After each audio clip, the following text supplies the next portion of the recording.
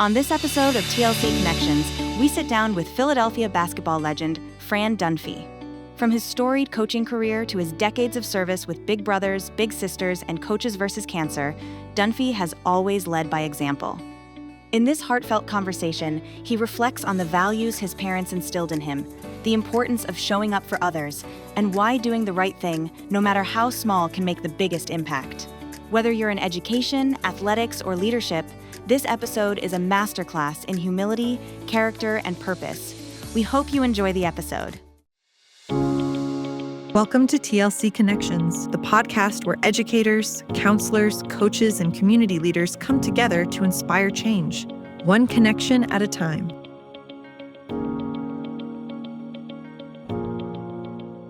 So welcome to TLC Connections. My name's Julie Knutson. I'm the Director of Development. We'll be your host today. I am really looking forward to this conversation. Service is a passion of mine, and I read one of your quotes. When someone asks you to serve, you say yes, you serve. And I'd like to start there. Where did that come from? I would probably have to say my parents, and I talk about them often. We had, it was actually my mother's 100th birthday, if she was alive, on Sunday. So my two sisters, who are great, put together a little service for her. And then we all got together and talked. And then, of course, they threw it to me and said, okay, what are you going to say about our mother? And she was just a special lady, as was our dad, good man. And but they were uneducated when I was young. And so I would oftentimes talk about them, and I would go to people's houses and they'd say, well, where'd your father go to high school? Well, my father was born in 1921. The Depression hit in 1929. He was in the third grade, and that was it. There was no more education. They just roamed the streets, tried to figure out how to survive and get along. It's amazing to me, that generation, and how they did what they did. So my embarrassment as a youngster grew into this pride as an oldster. And I would say to people, they were the least educated people I ever met, my parents.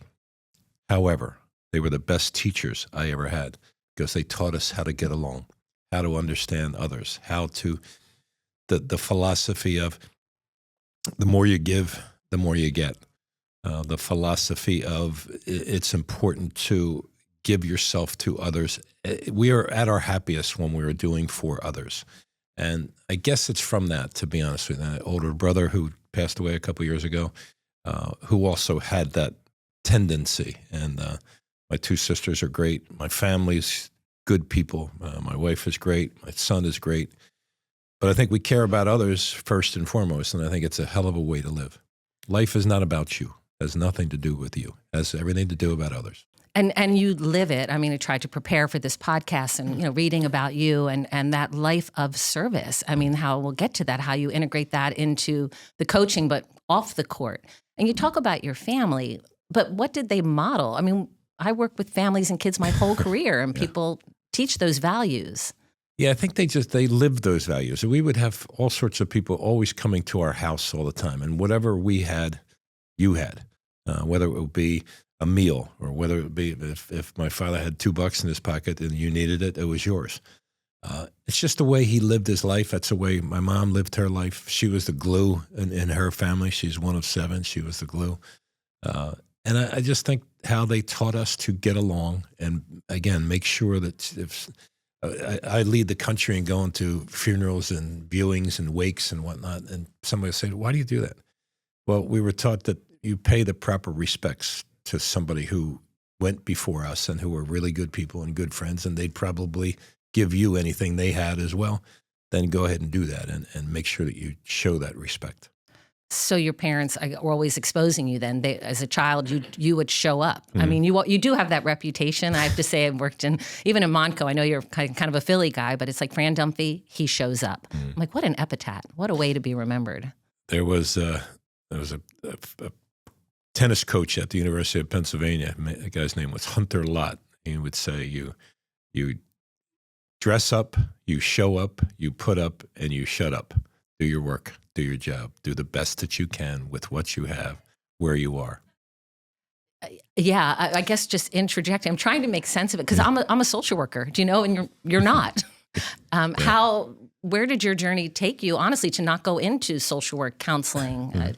Well, I think coaching has a lot of servant leadership within it. And again, you're trying to get these kids to understand what this is all about. It's about us and not about the individual. So I think you're constantly doing that. And you're talking to them about giving back to serve others. And you just have this mindset that people ask you for a favor, or can you help me with this? And when you say yes and you do, it makes you feel better. And I just think that it's to that core that we all think about. Like, we all want to feel good about what it is that we do. And if somebody asks you to help them and you can and you do, then that should make you feel fulfilled. And that's all we're trying to do. Do we want to have a good life and make money and have some disposable income and all of those things? Sure, we want to have all of that. But if you don't have friends and you don't have family, what is it that you have? And the reality is those that you help instantaneously become family, and they're certainly your friends, and they're grateful for your intervention. Well, did you know you always wanted to be a coach? Obviously, this is your soul, and bringing that to whatever form you're in and can translate to any setting. I grew up in a neighborhood that the older guys took care of the younger guys. And so, for example, if you were throwing rocks at a street light, the older guys would say, come on over here. We're not doing that. And by the way, jump in the car. And you jumped in the car, and they would take you to Pat's Cheesesteaks. And then they would take you to a Phillies game or a Big Five basketball game or the Philadelphia Warriors or Sixers back in the day or the Philadelphia Eagles. That's what we did. The older guys took care of the younger guys. So it was the environment that I grew up in, certainly was that way. And then I went into the United States Army. I got out of it. And my old high school came to me and said, Malvern Prep needs a new basketball coach. And at the time, I was bartending at night. I had some cash in my pocket. I was playing golf all day long. And I said, well, I hope Malvern gets a good coach. They said, no, we want you. I said, no, I have no interest. And they said, yeah, you need to have interest because you need some direction. I said, I don't want any direction. I like the direction my life was going right away. But I acquiesced. And it was the best thing that ever happened to me because it was the older guys in my neighborhood. One was the football coach at Malvern. The other was the AD at Malvern. And I trusted them because they had my best interest. And in that neighborhood that I grew up in, the neighborhood wrapped its arms around you and said, we're going to keep you safe. You may not know it. You may not want it, but we're going to do this. We're going to keep you safe. And they did. They took really good care of me. And then I had an older mentor, too, in my brother, who was very kind and generous and concerned about my welfare as well. So I needed to give that back. When you're lucky, you can't keep that luck. You got to give it back. Well, did you want to be a coach? I mean, I didn't think so. Yeah. It wasn't really how I was wired. I just wanted to, I loved competing. I loved being in sports. I was not a very good student, so I spoke through my athleticism. And I competed at everything I could. But no, I didn't sit there and say, I want to be a coach and I want to get the best out of the young people that I'm going to deal with. But that's a gradual experience and an evolution, as it were. And I think you start to get it, and you get these little victories, that these kids have followed your lead and worked hard, and they accomplished something. Well, then we all felt good. And then, by the same token, we probably had some games where we didn't play so well, and we learned, and we overcame adversity, and we kept working harder, and we got a little bit better. When you're young in coaching, you are insecure. I don't think it's any different in anybody's profession. We're all insecure when we're younger. We think we have to do everything. So to delegate and give ownership is not very easy because you think you're the boss and you got to do all this stuff by yourself. The reality is you need help. And so when times get tough, you start to give ownership. In my case, with our assistant coaches, I started to give it. They started to enjoy it. And I was making better use of their skills. And then when you get a little bit older than that, then you say, you know what, I got to start giving this ownership to the players on the team because they've earned this. They've earned my trust, and they're juniors and seniors. And I might say to them at the end of a game that we have a tough decision to make. Well, what do you want to do? What play do you want to run? I don't care what play we run. Do I care how we run it? Certainly. But what we do or the actual play that we call, that doesn't mean anything to me, but I'd like to get it from the kids. When you give that ownership to them, now you're becoming a team. That's where you're trying to get. You want to be a team, a hardworking, really high-performing team. So how does one earn your trust? Do they come in, do you give it? You know what I mean? Or they have to earn it? Yeah. No, I think that's a great question, Jewel. They have to earn it, and I've got to earn their trust too by, being fair and honest. However, hold them accountable. I like this play right here. This other one, we can't have that because it's all about you. And you had an open shot, but your teammate had a more open shot. So we always talk about that idea. Give up a good shot for a better shot. But that sharing together, sharing of the basketball in that one set play, it's just the statement that it makes is, I don't care about me. I care about us, and I care about you too. And there's a great video by a guy named Ernie Johnson, who is a TNT NBA reporter or host. And he's with Charles Barkley and Kenny Smith and Shaquille O'Neal, and they have a fabulous show. And it's about Ernie, who brings all of these other three dynamic personalities together. And Ernie says, they don't care about what I think. So my role is to be a distributor. And when you give, you get. And so that's Ernie's thought. And Ernie gave a talk to the University of Alabama football team. And it's powerful. It's 6 minutes, and you will be a changed person after you watch this video. So I'm going to just say that to you. I'm going to send it to you. I want you to watch it. I want your reaction to it. And I'd like you to show it to those kids that you work with every single day. And it's all about giving of yourself to others, but learning from many people. You can learn from people who are doing not so good things or foolish things. You can still learn from that, and you can watch and you can see it, and you can say, you know what, isn't there a better way we can do this, and we can be more together so that at the end we're all winners, and that's what we're looking to strive for. So can you recall, I would imagine, over your career, some players a little bit more challenging for you to trust and vice versa? And can you think of a story? Yeah, I mean, you and I have talked off air here about Norristown, and one of my favorite people now played for me as a freshman. His name is Khalif Wyatt, a phenomenal player. There are guys that are better athletes out there, faster, stronger, longer, quicker, but nobody that I found out over the years who knew the game quite as well as Khalif. But as a freshman, he drove me absolutely insane because it was about Khalif. And I said at the end of his freshman year, I said to him, and sometimes I'm a knucklehead, and I say things to some of these guys and say, listen, I want you to give me 5 schools that you'd like to transfer to. And you know what? I'll drive you. You're driving me nuts. You said that to him? Yeah. You and me are never going to make it because you're just doing your own thing. And I said, it's a shame because you are your knowledge of the game, your IQ is off the charts. So luckily he didn't listen to me, Jewel, and he came back as a sophomore and he became the 6th man of the year in the league. And he really started to play great. We had some really good players in front of him. He just needed to earn that time. He needed to earn the respect of all those other guys on the team. And he started to as a sophomore. And then as a junior and a senior was absolutely the best player in the league. So, but we learned about each other. But you could have cut him. Can you at that role? You could say, listen, you're not going to play. So then, and I was almost saying that to him. When you're saying, I would think that I'm going to do. And luckily, he was way smarter than me, and he knew exactly who he was, and a phenomenal player. He became just an amazing, amazing player. And and then ironically enough, you know what he does today? He coaches, and it's an amazing turnaround. And proud of him. I love him to death. He's genuinely a good human being.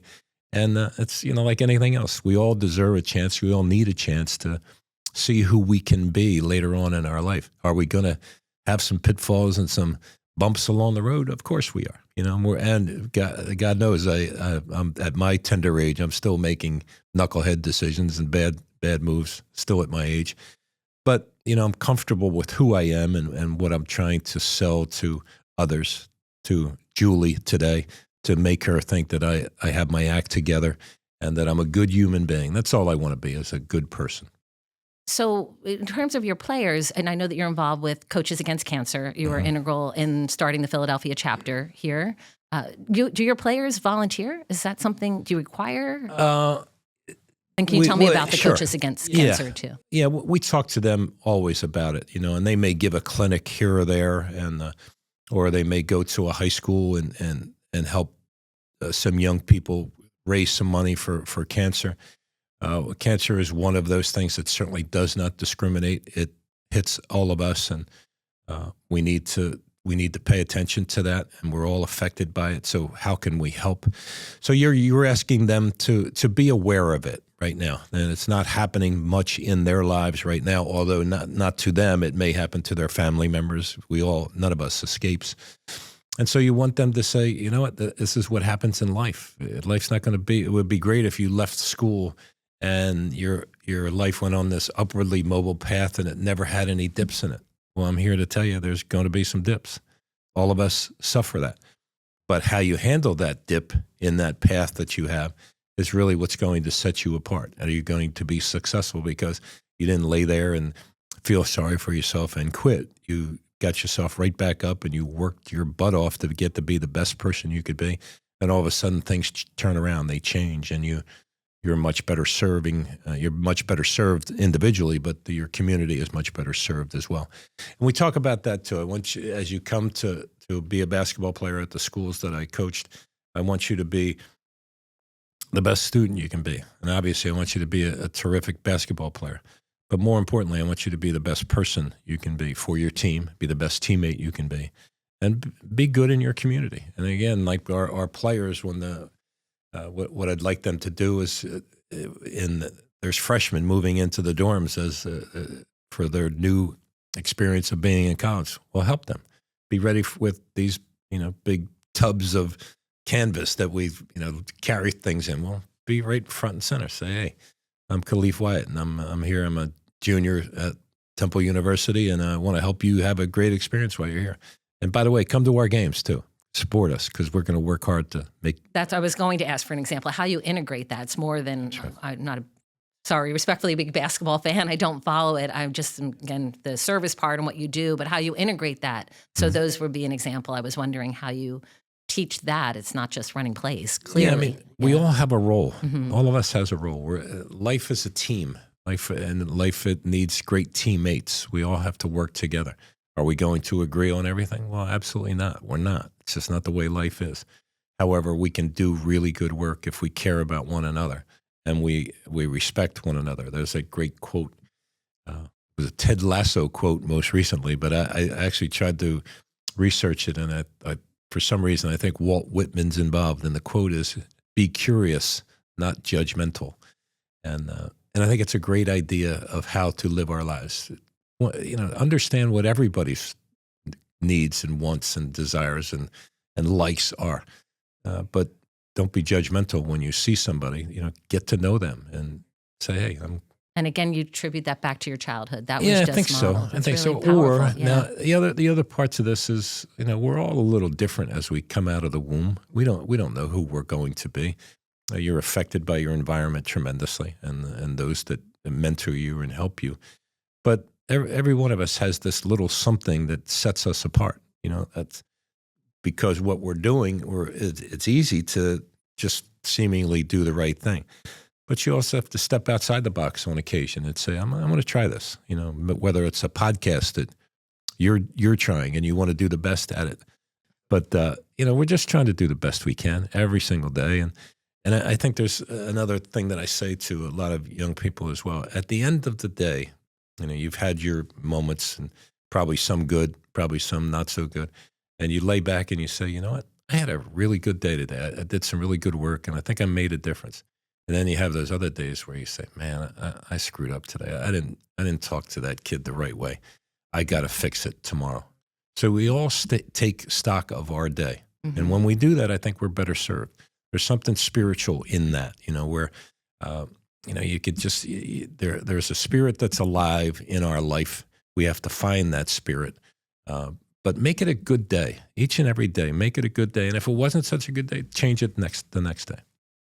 So I know you talked about how instrumental your parents were. Here you can see in the Lincoln Center, we have a saying, the butterfly effect. One moment, one choice, one connection at a time can be transformational. Mm-hmm. So is there a time or something that you can think of that, you've talked about the impact, or we know that you've had on all your players. Mm-hmm. And I think if I were to sit with them, I wouldn't be surprised if many would say Fran Dunphy. Mm-hmm.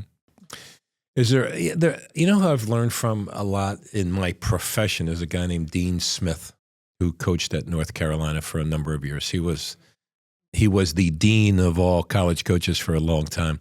And again, his name is Dean Smith at North Carolina. So we played against each other. I was an assistant coach at Salle many years ago, and we played. And in our world, we meet at half court before the game and shake hands and say, have a good one. And he came down to me and he shook my hand and said, Fran, have a great game. I said, how does this guy know my name? Well, I went back to my bench, and I was supposed to be charting all the offenses for the first half. I have nothing on my sheet of paper. I'm thinking about how this guy knew my name. Well, he went through a press guide, and he said, if I say this guy's name, he's never going to forget it, and I never have.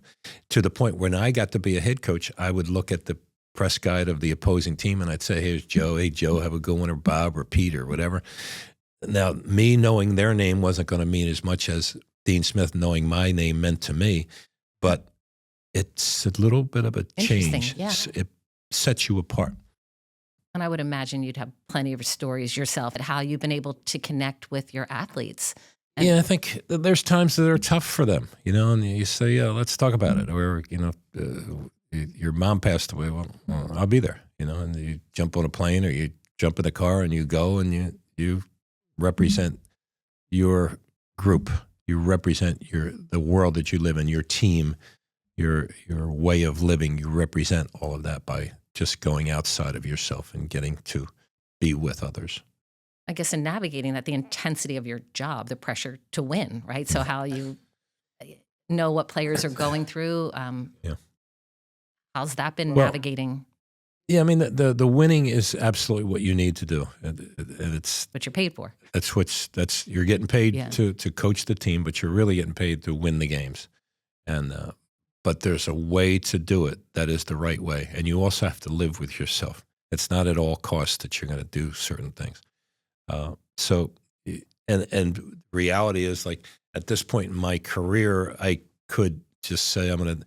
Like, we do things like if we have a student who's really struggling a little bit and he doesn't go to a class or he misses an assignment, then don't bother coming to class or coming to practice. I'll give your job to the guy behind you, and we'll be okay. But you can't come to practice if you're not going to do all the other right things.